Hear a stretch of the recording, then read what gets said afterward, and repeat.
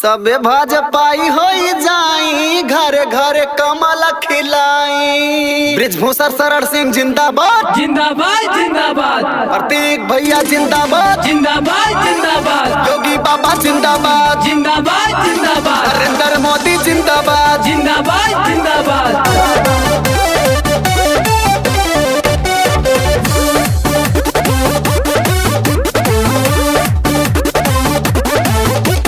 कमल फूल पे बटन दबाई, भाजपा सरकार बनाई, यूपीया में करेंगे विकास। योगी जी के सीएम बनाई, मोदी जी के पीएम बनाई, योगी जी लगौले बड़े आस। कमल फूल पे बटन दबाई, भाजपा सरकार बनाई, यूपीया में करेंगे विकास। योगी जी के सीएम बनाई, मोदी जी के पीएम बनाई, योगी जी लगौले बड़े आस। ए भैया ए बाबू प्रतीक भैया को जिताना है, गोंडा में विकास करवाना है।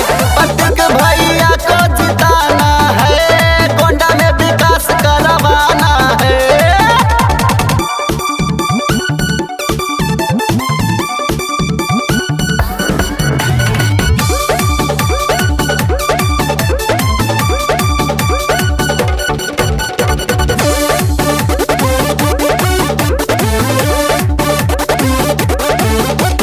गली गली गौवा में कमल खिलाएंगे, प्रतीक भैया को विधायक बनाएंगे। अखिलानंद भैया भी कमल खिलाएंगे, आशीष भैया भी कमल खिलाएंगे।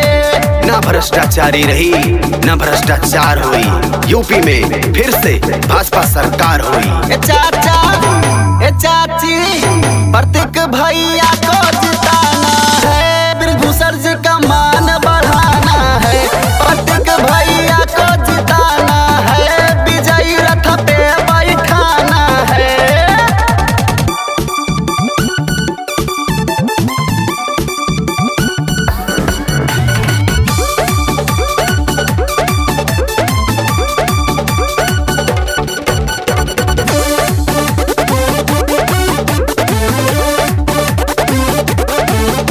प्रतीक भैया साथ में अमित अमोल आए हैं, भूषण जी के साथ में अजय दीप भैया आए हैं।